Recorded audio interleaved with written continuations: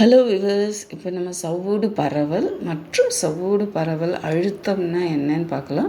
இது இங்கிலீஷில் osmosis and osmotic ப்ரெஷர்னு சொல்லுவாங்க. இப்போ சவ்வூடு பரவல்னால் என்னன்னு பார்க்கலாம். சவ்வூடு பரவல் என்பது ஒரு கூறு புகவிடும் சவ்வின் வழியாக செறிவு குறைந்த கரைசலிலிருந்து செறிவு மிகுந்த கரைசலுக்கு கரைப்பான் மூலக்கூறுகள் விரைவி செல்லும் தன்னிச்சையான நிகழ்வு தான் சவ்வூடு பரவல் சொல்கிறோம். இதை எளிமையாக உங்களுக்கு விளக்கத்துக்காக அனிமேஷன் பண்ணியிருக்கேன். இதில் வலப்புறம் பார்த்திங்கன்னா நீர் மூலக்கூறு இருக்குது, அதாவது கரைப்பான் இருக்குது. இடப்புறத்தில் சோடியம் குளோரைடு கரைசல் இருக்குது. நடுவில் ஒரு கூறு புகவிடும் சவ்வு இருக்குது. இந்த ஒரு கூறு புகவிடும் சவ்வு தான் இதில் முக்கியமான பங்கு வகிக்குது.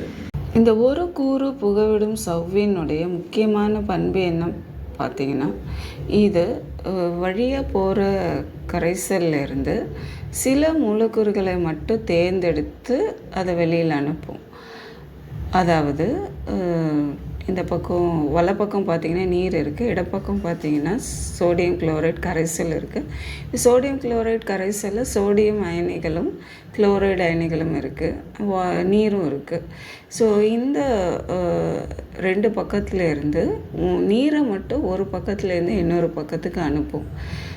சோடியம் அயனிகளையோ இல்லை குளோரைடு அயனிகளையோ இதை அனுப்பாது. இதுதான் இதனுடைய முக்கியமான பண்பு. இப்போ இந்த அனிமேஷன் பார்க்கலாம். இதில் வலப்பக்கத்திலேருந்து இடப்பக்கத்துக்கு நீர் மூலக்கூறுகள் ஒரு கூறு புகவிடும் சவ்வின் வழியாக கலக்கிறது. ஸோ இந்த இடப்பக்கத்தில் இருக்கிற அயனிகள் இந்த நீரோட கலந்து அதிகமான நீரோட கலந்து அதனுடைய செறிவு குறையுது, ஆனால் அதனுடைய கன அளவு அதிகமாகுது. இதனால் இந்த ரெண்டு பக்கமும் ஒரு அழுத்த வேறுபாடு உருவாகும். கன அளவு அதிகமாகிறப்போ அழுத்த வேறுபாடும் அதிகமாகும். இங்கே இடப்பக்கம் கன அளவு அதிகமாகவும் வலப்பக்கம் கன அளவு குறைவாகவும் இருக்கிறப்ப அதோட அழுத்தமும் மாறும், ஒரே மாதிரி இருக்காது. இப்போ இந்த அழுத்த வேறுபாட்டினால இடப்பக்கத்துலேருந்து திரும்பவும் நீர் மூலக்கூறுகள் மட்டும் என்ன செய்யணும், வலப்பக்கத்துக்கு அனுப்பும். இந்த நிகழ்வு தொடர்ந்து நடந்துக்கிட்டே இருக்கும். இது உங்கள் புத்தகத்தில் இருக்கிற மாதிரி படம். யூடியூப் ஷேப்பில் இருக்கிற ஒரு குழாயில் சவ்வூடு பரவல் அழுத்தம் எப்படி நடக்குதுன்றதை அனிமேஷன் பண்ணி காட்டியிருக்கேன். இதில் கிளியராக உங்களுக்கு புரியும்னு நினைக்கிறேன். ஒரு கட்டத்தில் என்ன ஆகும்னா, இந்த நீரோட வேகம் ரெண்டு பக்கமும் சமமாகும். அப்போ அங்கே இருக்கிற அழுத்த வேறுபாடு தான் நம்ம என்ன சொல்கிறோன்னா சவ்வூடு பரவல் அழுத்தம்னு சொல்கிறோம். அது பையின்னு நம்ம சொல்கிறோம். இந்த செயல்முறை வாண்ட் ஆஃப் சயின்டிஸ்ட் தான் செஞ்சு பார்த்தாரு.